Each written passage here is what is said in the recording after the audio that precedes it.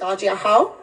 Gracias por acompañarnos en el 6º Día Anual de la Defensa Multilingüe, aquí en la Casa de Estado de Rhode Island, la Casa del Pueblo. Mi nombre es Alicia Pratt y soy la coordinadora de la Coalición para un Rhode Island Multilingüe. Estamos encantados de estar aquí hoy juntos a tantos estudiantes, educadores, defensores y formuladores de políticas que se atreven a imaginar un Rhode Island verdaderamente multilingüe. Me gustaría agradecer especialmente a los miembros de nuestra coalición por organizar los detalles de este evento. Good afternoon, buenas tardes, guten Tag, Dajahao.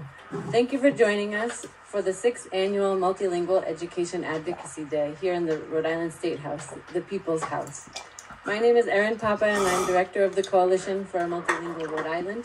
We are thrilled to be here today alongside so many students, educators, advocates, and policymakers who dare to imagine a truly multilingual Rhode Island. I'd like to give a special thank you to our coalition members for organizing the details of this event. La Coalición para un Rhode Island Multilingüe es una coalición diversa de organizaciones y miembros de la comunidad dedicados a apoyar la expansión del multilingüismo a través de la promoción y oportunidades para que Rhode Island pueda ser un estado verdaderamente multilingüe. Visualizamos un estado en el que mejoremos nuestro multilingüismo, abracemos nuestra diversidad cultural y lingüística y sostenamos el derecho de cada individuo a mantener y aprender idiomas a lo largo de su vida. Esto incluye a todos los estudiantes, aquellos que se consideran estudiantes multilingües o estudiantes de inglés, según la definición federal, aquellos que no califican para los servicios de estudiantes multilingües, pero aún son multilingües, así como los estudiantes que crecieron hablando solo inglés. The Coalition for Multilingual Rhode Island is a diverse coalition of organizations and community members dedicated to supporting the expansion of multilingualism through advocacy and opportunities so that Rhode Island can be a truly multilingual state. We envision a state where we uplift our multilingualism, embrace our cultural and linguistic diversity, and sustain every individual's right to maintain and learn languages throughout their lifetime. This includes all students, those who are considered multilingual learners or English learners by federal definition, those who do not qualify for MLL services but are still multilingual, as well as students who grew up speaking only English. A pesar de nuestra rica diversidad lingüística, con demasiada frecuencia nuestras historias son de pérdida o despojo del idioma que nos conecta con nuestras comunidades o herencia. El sistema está diseñado de esta manera, pero ahora sabemos mejor. Es por eso que estamos aquí hoy, para aprobar la Ley de Inversión en Maestros Bilingües de Idiomas Duales y de Idiomas Mundiales, y la Ley de Apoyo y Acceso a la Educación Bilingüe. Estos proyectos de ley se necesitan con urgencia para garantizar que los 140,000 estudiantes de Rhode Island tengan acceso al aprendizaje de idiomas. Sabemos por décadas de investigación que podemos desarrollar y mantener idiomas comunitarios juntos con el inglés y que nuestros resultados educativos y nuestro estado serán mejor gracias a ello. Rhode Island, como muchos otros estados, enfrenta una escasez de docentes, pero tenemos una población adulta multilingüe, subempleada y altamente calificada, interesada en trabajar en nuestras escuelas. Durante demasiado tiempo, las personas multilingües y de color han sido sistemáticamente excluidas de la formación de docente. No podemos simplemente esperar a que vengan. Debemos valorarlos y apoyarlos a través de esta inversión específica. Despite our rich linguistic diversity, too often our stories are those of loss or the stripping away of the language that connects us to our communities or heritage. This system is designed this way, but we know better now. This is why we're here today to pass the Bilingual Dual Language and World Language Teacher Investment Act and the Support and Access to Bilingual Education Act. These bills are urgently needed to ensure that all 140,000 Rhode Island students have access to language learning. We know from decades of research that we can develop and sustain community languages alongside English and that our educational outcomes and the state will be better for it. Rhode Island, like many other states, is facing a teacher shortage, yet we have a highly qualified, underemployed, multilingual adult population interested in working in schools. For too long, multilingual people and people of color have been systematically shut out of teacher education. We can't just wait for them to come. We must value and support them through this targeted investment. Es hora de reclamar nuestro multilingüismo y usar con orgullo todos nuestros idiomas aquí en la Cámara, en la Casa del Estado y en la comunidad. Imaginemos programas trilingües en quiché, español e inglés, o en caboverdano, portugués e inglés, aprovechando las fortalezas de nuestras comunidades guatemaltecas y caboverdianas. Programas bilingües y de idiomas extranjeros en ASL, Khmer, árabe y criollo haitiano y swahili. Estas son algunas de las posibilidades que podrían ocurrir cuando aprobemos estos proyectos de ley. It's time to reclaim our multilingualism and proudly use all of our languages here in the State House and out in the community. Imagine trilingual programs in Quiche, Spanish, and English, or in Cape Verdean, Portuguese and English, building upon the strengths of our Guatemalan and Cape Verdean communities. Dual language and world language programs in ASL, Khmer, Arabic, Haitian Creole, and Swahili. These are just a few of the possibilities that could happen when we pass these bills. Now, we will pass the mic to the chair of our advocacy committee, Rebecca Klassen, who will be our moderator for today's panel on multilingualism in Rhode Island.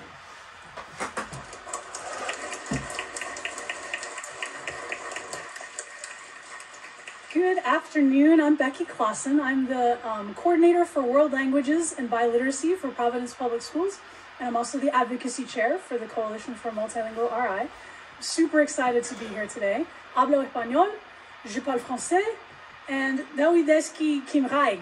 So I speak Spanish, I speak French, and I'm learning Welsh because that's my heritage and I wanted to connect with my roots. So I'm teaching myself some Welsh on Duolingo.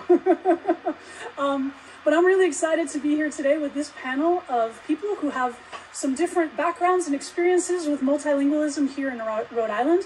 So we want you to hear their story a little bit and hear what it's been like as a multilingual young adult here in this state. Some of the positive experiences that they've had as well as some of the negative ones. I am a really strong supporter of the seal of biliteracy here in Rhode Island.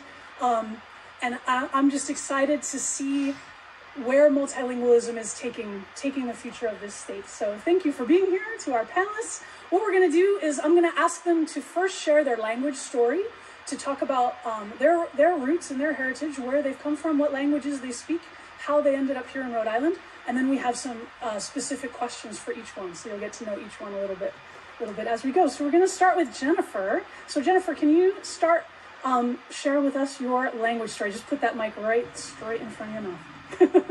Sorry, Perfect. Of course. So hi everyone, my name is Jennifer Gonzalez and I am Guatemalan American, but I like to say that I'm the hyphen in the middle because sometimes I don't belong in one or the other, but I'm just that little hyphen right there. So that's what my little story is. I am a product of two proud Guatemalans. They're from Champerico, so that's a little pueblo in Guatemala. I'm very, very grateful for them because they took the journey to come here to Rhode Island. I grew up in Providence, but I also grew up in Cranston, so I got both of best worlds, I would say. And I am currently at Rhode Island College. I'm pursuing my bachelor's degree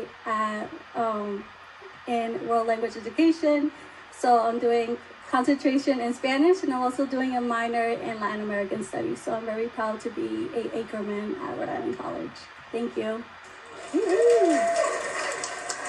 All right, so Jennifer, you can keep the mic. Jennifer, we have a bill that the coalition has been working on with Rep. Morales and some other legislators called the it's really long name. It's called the Bilingual Dual Language and World Language Teacher Investment Act. We need a good acronym, but we don't have it, so we have to do the whole long thing. So that bill would create a sustainable teacher pipeline and remove financial barriers to certification. So how would that affect you as a future world language educator? Well, I feel like doing a little bit of research, I feel like that would stop barriers, especially financial barriers that may cause when you go into like school. So I feel like stopping the barriers when it means financial and just providing a certification that could be more transitional for teachers, especially for teachers that are looking to go into education. I feel like that is like stopping us for having more world language educators. So I think investing in our educators is the best thing that the state of Rhode Island can do. Awesome. Yeah, so this bill would create a scholarship program that would be able to support future, here we go again, dual language, bilingual, and world language teachers to help cover the cost of things like praxis exams that get really expensive and courses and all the things, but also kind of help to smooth the pathway and help provide clearer expectations for how to get certified here in Rhode Island so that we can get teachers into classrooms a lot faster. And we have a great need for them, and so we want to make sure we're connecting multilingual adults here in the community with positions that really could use them right away. So yeah, we're excited to have Jennifer join that group pretty soon and be able to teach our kids. That's awesome. Thank you. So next up we have Michelle. Michelle, can you share with us your language story? Hi, I'm Michelle. I come from Ecuador. I was born in New York City, but I think that's the same thing. I feel sometimes in the middle. I was currently going to class in Ecuador until the pandemic started, and I always been back and forth for a year and year. So 1 year here, 1 year back, and when the pandemic started, I moved into Central Falls, the most peaceful place I could go to. And there I started as ESL and then go on to an honors program for English. And I decided to develop an after-school tutoring program for high school students so they can learn, they can practice those ESL skills. I do guide through the book, though my methods are not the same, even though I know I'm not certified. I try to always pull out the best because I know what's being through that path of being an ESL student. Yeah. Awesome. So we have another bill that the coalition is working on, also with Representative Morales, called the Support and Access to Bilingual Education Act. That one's the SABE Act, so we have an acronym for that one. So that bill would seek to create an incentive for bilingual and dual language programs. So what would that look like for Central Falls students, do you think? That would look like probably in the ways of incentive more with the snacks and going in with well, usually when we're moving from back and forth, we do have a lot of outside activities that usually our school cannot be funded, and because we are a really small city, most of it is funding. So funding has to be approved, and most of the things that are for after school programs or currently in the program have to be approved with really long time, and most of the time they don't get approved because they're not priority. So it will put a little bit more priority, and we will definitely have more access to all of those things that we can do, and we can expand ourselves connecting with the rest of communities. Fantastic. There's tons of research to support that dual language and bilingual programs are some of the best ways to educate our students, that it increases test scores, it raises literacy in both languages. So it would be fantastic if we can have more opportunities for more students to participate in those kinds of programs. All right, next up we have Christian. Christian, can you share with us your language story? Thank you. Hi everyone, hola, boa tarde. My name is Christian. I'm currently an undergraduate student here in Providence studying neuroscience and public community service. I will be heading to Cambridge, Massachusetts in the fall to begin my pursuit of becoming a doctor. I'll be heading to medical school up there. So I was born here in America, but I was raised by a Bolivian mother and a Colombian father in the city of Central Falls, where I'm still actively working at a local clinic called James Park Pediatrics. There I am a medical assistant and a medical interpreter in the languages of English, Spanish, and Portuguese. And what I appreciate is that, you know, when my parents came to the U.S., they not only brought themselves and like my family over here, but they brought a little bit of Brazil, Bolivia, Colombia into the country. And so that equipped me so much more than just like assimilating to the American culture, but also being well versatile with the Latin American culture. Fantastic. So, Christian, in your experience, because you've had quite a bit of work experience already, how do you see the future job market for multilingual learners? Yeah, there are many positive outcomes to it, at least within my experience in the world of medicine. I've noticed that many patients, you're going to have conversations with your primary care physician, and most of the conversations are very vulnerable, they're very difficult, very uncomfortable sometimes. And it's very awkward when you want to have these conversations with the provider, but if the provider doesn't speak the language you speak, let's say in this case Portuguese, they're going to have to bring a random interpreter. In that case, you're going to have to be vulnerable, you're going to have to close, or I guess open up about yourself in many ways to that one random individual. And so at least for me and many providers out there like Dr. Nelkin, who was a founder and medical director of James Park Pediatrics, she's able to provide medical services, medical interventions, while also fulfilling that trust, making sure that the patients feel welcome and that they can establish a relationship, so that way when they move forward with any form of medical intervention or any form of medical plan, that it stays within the provider and the family or the patient. Excellent. Fantastic. Okay, we're going to move over here to my left. We have Wujudat with us. Wujudat, can you tell us your language story?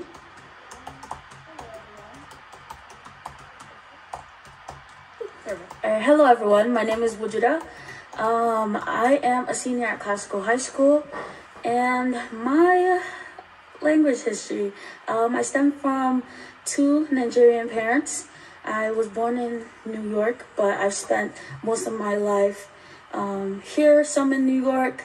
I spent some back home in Nigeria, and then I moved back here to Providence. And I guess it all started when I took that like half year in Pawtucket, and I was in a multilingual underfunded ELL class, and that honestly is what like ultimately sparked my interest when a year into COVID, I got into Young Voices, and I started my multilingual learner advocacy journey. So many of you might have seen Wujudat before. She has definitely advocated for us many times. Super strong supporter of multilingual education here in Rhode Island. So Wujudat, being such a strong advocate, what would you say are some of the recurring challenges that you come up against as a multilingual learner advocate? So as a multilingual learner advocate, I've come across some things such as funding access, adequate training for teachers, being able to talk to stakeholders about the problem that's going on in our schools and with our students. And I think that ultimately getting my voice heard, I would say, is like a big one. But in all those efforts, I mean, I've held professional development workshops to combat that. I have edited RIDE, Multilingual Learners Blueprint Success, to combat that. Sat on their advisory council to be a youth voice to combat that. And the reoccurring, like, what's the word? The reoccurring pass off kind of way is what drives my motivation to keep on doing this. And the fact that I just don't want another underfunded multilingual learners class to put a gap between people's education, just like it did for me. And I'm all about making sure that people who are behind me have better than what I got, which is ultimately just the most important thing. Wujudat is going to rule the world someday. She's spectacularly amazing. Awesome.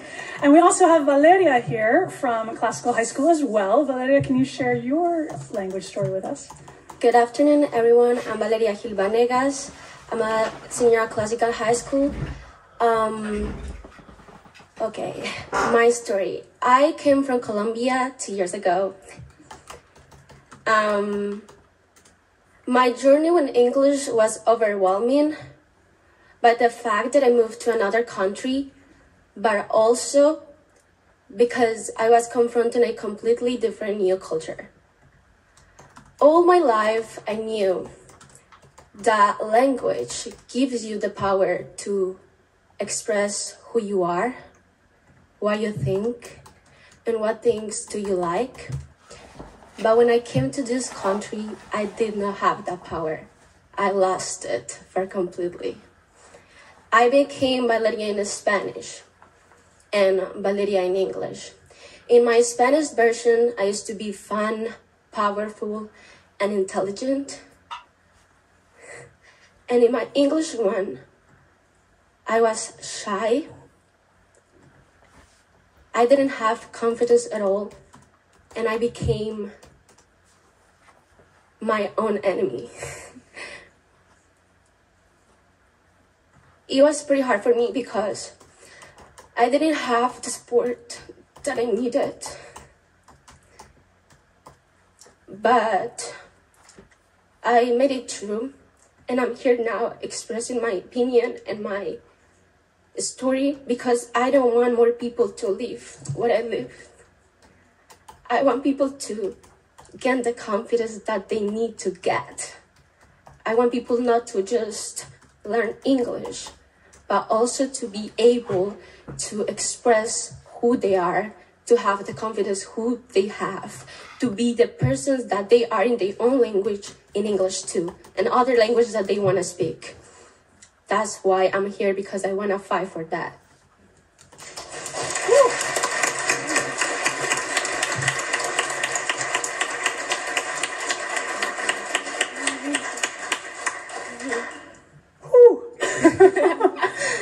Wow, yeah. I'm right there with you. I understand completely. I know what that feels like, to not feel like yourself, to feel like you're walking around in a different body. And when I used to live in Mexico, and I can be funny, I can be sarcastic, and I lived in Mexico, and everybody said, "Why are you so serious?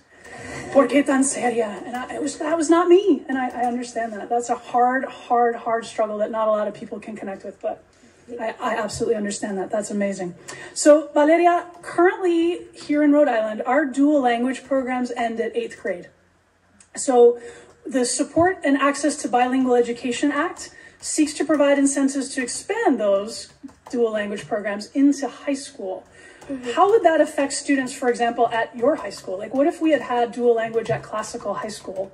How would that have changed your experience? Okay, as I believe the Bilingual Education Acts provide like federal grants for students who need who have limited English proficiency. The thing is that we don't have only students in middle schools or like elementary schools who live this problem, and I'm the living example of it. I just came 2 years ago and I'm just learning the language. I needed that help. In fact, it's harder for us to learn a language because as we get older, like our brain gets it's easier for us to learn a language because when like for children to acquire a language, they have an easier ability to make connections and make this reorganize the information, something that decreases with age. So I have many friends in different high schools who can have the confidence, as I said later, to speak English. They, in fact, have living here 5 years, but they cannot speak with another person because they are scared.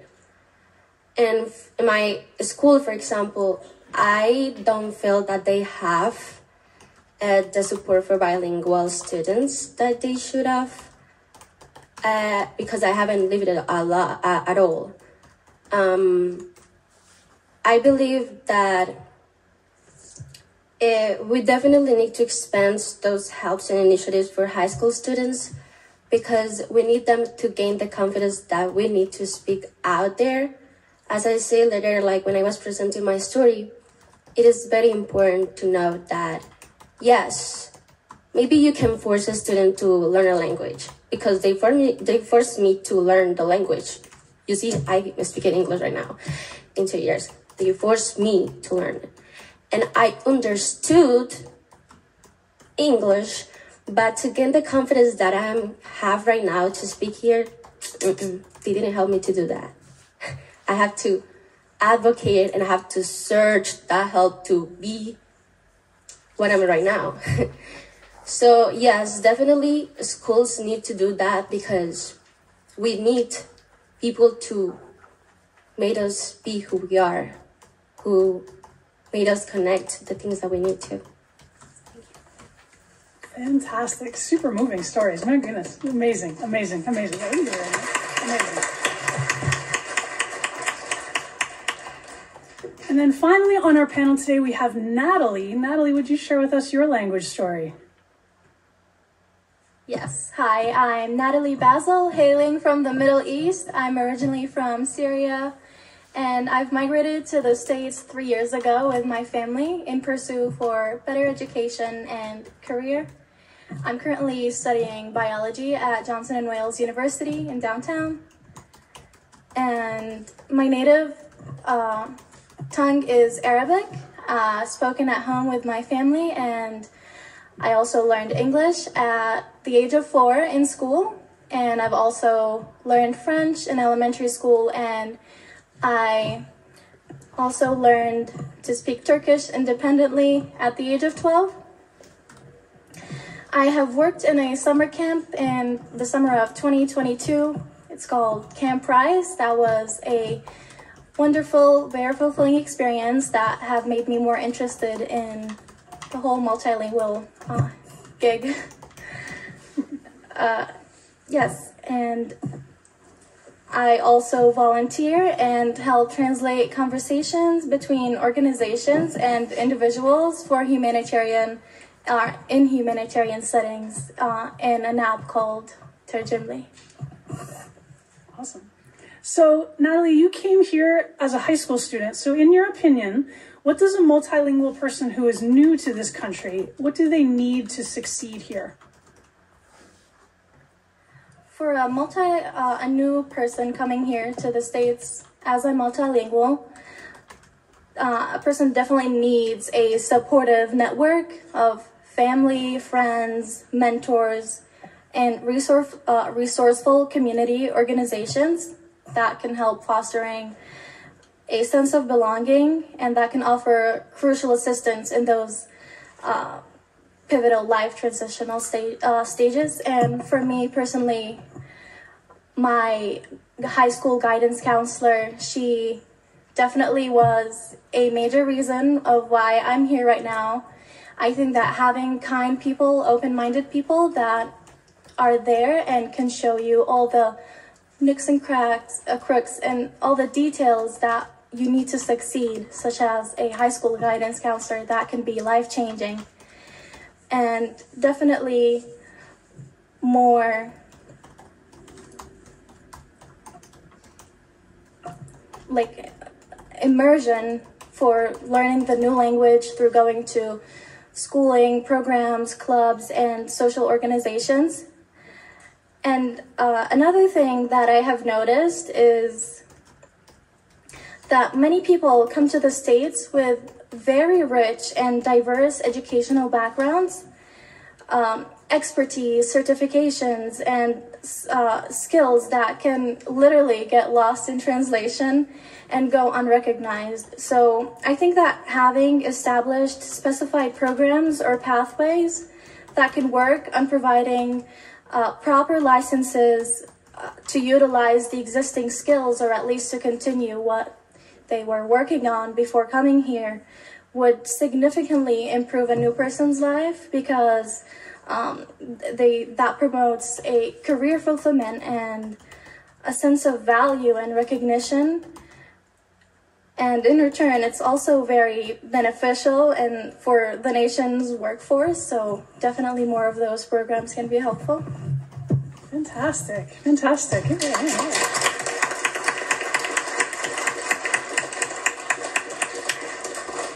So we're going to close it out. I'm going to ask each of our panelists just to give us a kind of a 1-minute wrap up, like your final thoughts on what does multilingualism mean to you? What do you want everybody to know about multilingualism here in Rhode Island? We'll start with Jennifer again.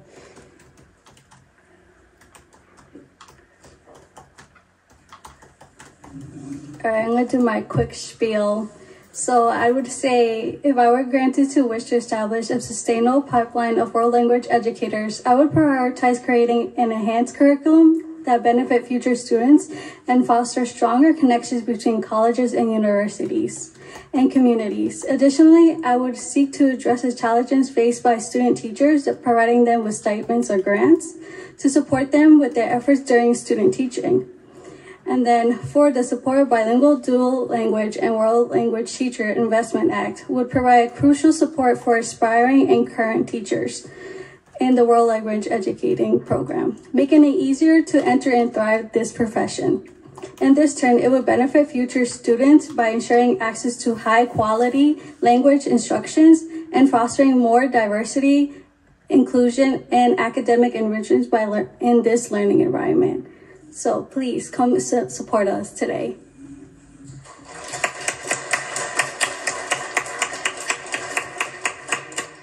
Michelle, what does multilingualism mean to you? It means power. It means leaving barriers. It means cutting off and feeling free. It means the ability to communicate with many people independently, where they come from, how they are, or what their heritage or backgrounds. It means as well the ability to expand your horizons and have a lot of knowledge in you too.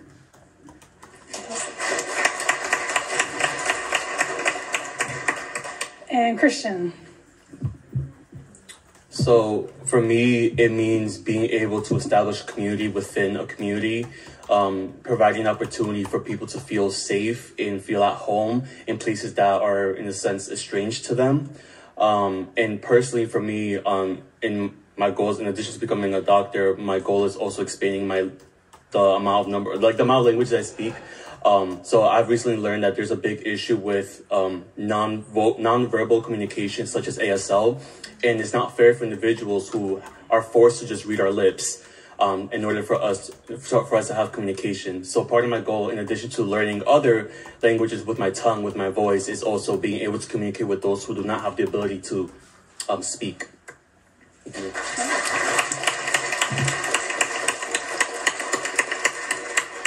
Wujudat, what does multilingualism mean to you? For me, multilingualism means that I'm supported. It means that assumptions aren't being made about me. It means that my voice is heard. It means that you're motivated to want the best for me, and you are my support system. It means that I come with a wealth of knowledge and background and history, and that I can be able to express it freely. Ultimately, multilingualism just means that I am intertwined with the world, and that I am powerful, and that I am accepted. So.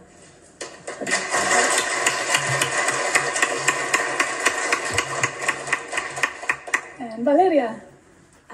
For me, multilingualism means the power to no fear, the power to speak, the power to hear other people, sorry, the power to not be judged, the power to explain your thoughts, your thinkings, your opinions, your dreams, your choices. Multilingualism means the power to express who you are, the power to do the things that you want to do, to achieve your dreams, to know people, to communicate with others, to make marks in people's hearts, to be the best version of yourself.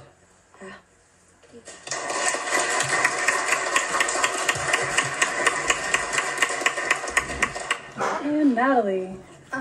As a biology student, I can't help but say that multilingualism to me is having the neurons in your brain line up differently with every language you speak, and having the switches light up, having your hemispheres connect differently and all that. But it also means, well, I believe that we all have unique distinctions in this world, and we're all rich of culture, expertise, and skills that we carry in our language and culture that we've lived in. And being able to communicate that with one another is possible through learning those different languages. Thank you.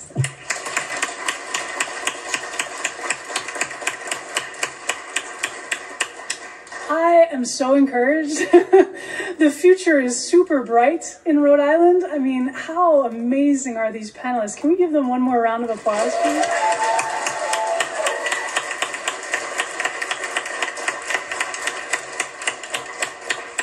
We have a very rich, very promising future ahead of us. I am so encouraged and so inspired by your stories. Thank you so much. Thank you for being here, and thank you for sharing with us your different personal stories and journeys. I just want to invite Representative David Morales to come up, and he's going to close us out with some closing thoughts. He's our big supporter of all of our bills, and we're so thankful for him. So give him a big round of applause.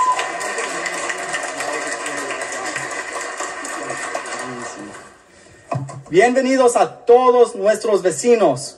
¿Cómo se sienten? How are we feeling? Because I am feeling inspired and empowered. Because as we have heard directly from our students, our future educators, our community organizations, multilingual learning is essential. It is essential for all of our students across all 39 cities and towns. Hemos oído directamente de nuestros estudiantes, nuestros maestros. ¿Por qué es tan importante asegurar que hay calidad en nuestro sistema de educación? Que no nomás es en inglés. En vez de asegurando que todos los lenguajes que hablan nuestros estudiantes tengan el honor y el respeto que se merecen. And for that reason, we are gathered here today because over recent years, we have made significant progress here in the State House when it comes to multilingual learning.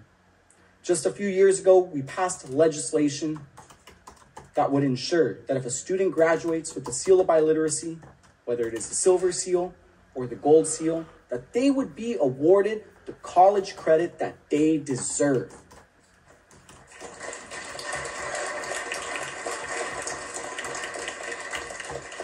And with the support from our friends with the Office of the Post-Secondary Commission featuring Omar Reyes and the team, we have ensured that hundreds of students that have graduated are now walking into college, whether it's CCRI, URI, or RIC. They're walking in with college credits that, again, they have rightfully earned because of their success, their academic knowledge that demonstrates that they are proficient in more than one language. At the same time, we've seen increased investments within our state budgets when it comes to our multilingual learners. However, we recognize that there's still a lot of work to do. There is still so much work to ensure that all of our school districts are providing our students with the multilingual learning that they deserve. And we heard it directly from some of our students whose hardships were a result of not having multilingual learning services available at their school. And that is why this coalition that you see before us, based on the feedback that you all shared, we have been able to draft 2 pieces of legislation for this year that we are going to advocate and fight for passage to ensure that we do pass House Bill 7514 and Senate Bill 297, the Support and Access to Bilingual Education SABE Act. That way, all of our school districts are receiving the necessary technical and financial support to launch dual language programs across various grade levels from elementary to high school. Because this service should not be seen as a privilege. It should not be seen as supplemental. It should be seen as a necessity. And at the same time, we recognize that there is a growing demand for multilingual education within our classrooms. There's a growing demand of educators who want to earn the certifications in order to be a world language teacher. Yet there are barriers that exist, whether we're talking about student loan debt, the logistics of getting into higher education, obtaining these certifications. We got young adults. We got seasoned professionals that want these certifications.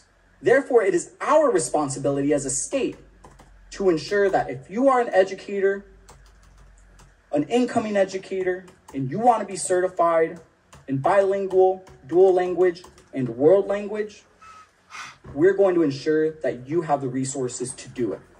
And that is why we're fighting for House Bill 7594 in Senate Bill 2845, which would establish the Bilingual, Dual Language, and World Language Teachers Investment Act, which is essentially a scholarship obligation resource, where a student would be provided with the financial support to obtain these certifications free of cost from tuition, with the commitment that they are going to teach in one of our urban or urban ring schools, such as Providence, Pawtucket, Cranston, and Central Falls. But the question remains, how are we going to get there? How are we going to build off of the investments that we have already made? Which is why we're here. Because together we're going to ensure that these investments are made possible. We're going to advocate and ensure that all of our legislators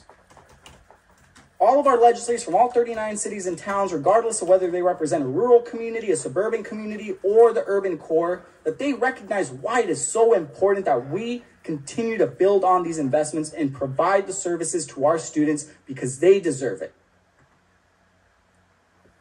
And I want to note that there will be conversations this year that the state budget is looking a little tight. And perhaps we don't have the resources to be able to launch these programs at the moment. Well, I always say that a state budget encompasses our values as an institution. It encompasses our values as a government. And based on the progress that we have seen, based on the lived experience we have heard from our students and educators, we believe that this year's state budget needs to incorporate these investments. So together, I look forward to being able to engage with our legislators. I look forward to seeing you all at the committee hearings and making the necessary advocacy efforts to ensure that these programs happen, because they don't happen overnight. They happen when people mobilize. They happen when we organize. And there's a reason why this is the 6th annual Advocacy Day, because it has worked. Y juntos vamos a asegurar que tenemos los recursos necesarios para nuestros estudiantes. Entonces quiero decir gracias a todos por tomar el tiempo hoy este martes para estar aquí. And I want to thank you all again for taking some time on this Tuesday afternoon, because together we're going to send this clear message that multilingual learning is essential. Gracias.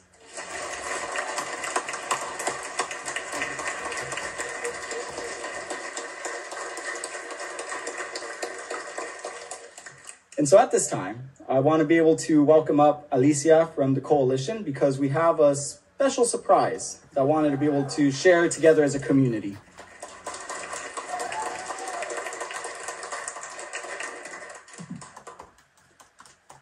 So over the years, we have so many unsung heroes in our communities that have done so much when it comes to, again, improving the resources that we have in relation to multilingual education.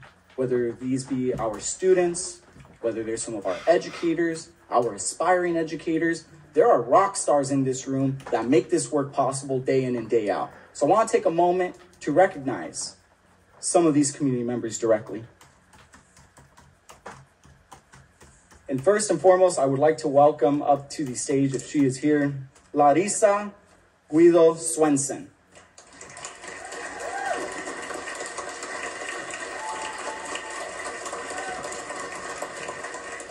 Ven aquí, Larissa. And I welcome Larissa because she is an ongoing student that is aspiring to, again, support world language students. And this isn't possible unless we have educators in the classroom. Entonces, muchas gracias otra vez por todo lo que has hecho en la comunidad, Larissa. Muchas gracias.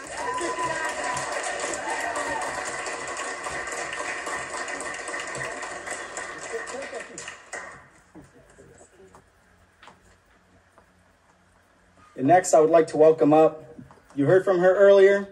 She's actually a former student of mine, and I am very pleased to be able to welcome one of our future educators that is going to be advocating for multilingual education in and out of the classroom, Jennifer Gonzalez.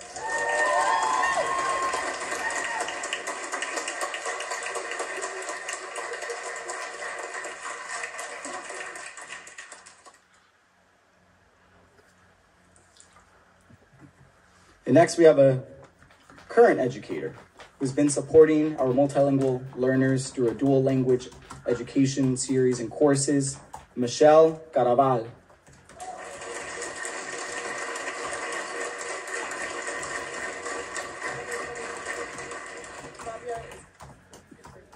Yeah, doctor, if you could. She could not make it today, but Because she's in the classroom. That's why.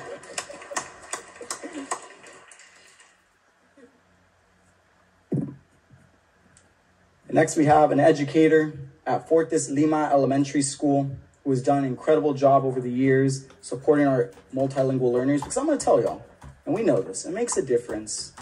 You got educators that look like you. You got educators with cultural awareness. The impact it has on our students is undeniable. So I wanted to welcome up Jessica Ordóñez Valera.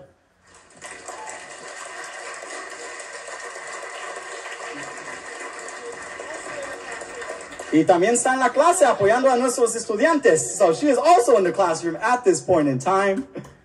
Because y'all know the school day ends at 3. But for a teacher, you ain't getting home till 6. And accepting this on behalf of Progreso Latino, we are going to also be able to honor Raíces Dual Language Academy that has been doing such important work to support multilingual learners across the urban core. So I just want to thank Progreso Latino, who's been a great partner of theirs in supporting them. So Jonathan, you can come up and accept on their behalf, please.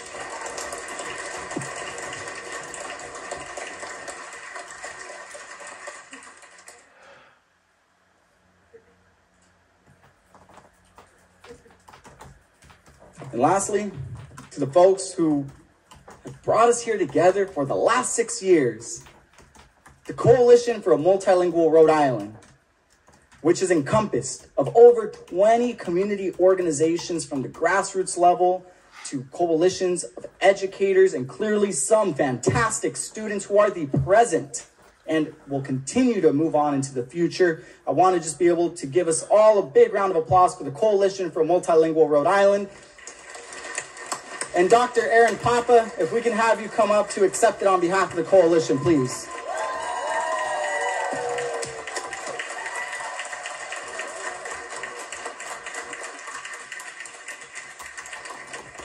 So again, the folks that you see before us, whether they are on the panel, whether they are the folks holding the honorary citations, these are the advocates that help ensure that day in and day out, we are continuing to prioritize multilingual learning. They are the ones that are continuously showing up to advocate, whether it's directly in the classroom or coming through the walls of the State House. So again, if we can all just give them one big round of applause, and thank you all again so much for joining us today.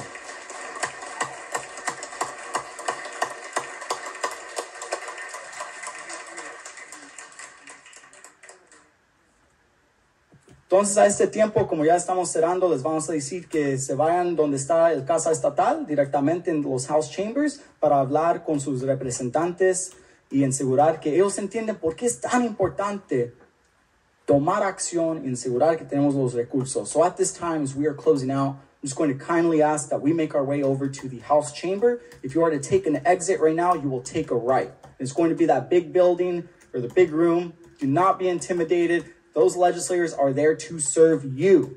You are the ones that have elected them. So it is important that they hear from you because we're going to be passing the state budget in about 2 months.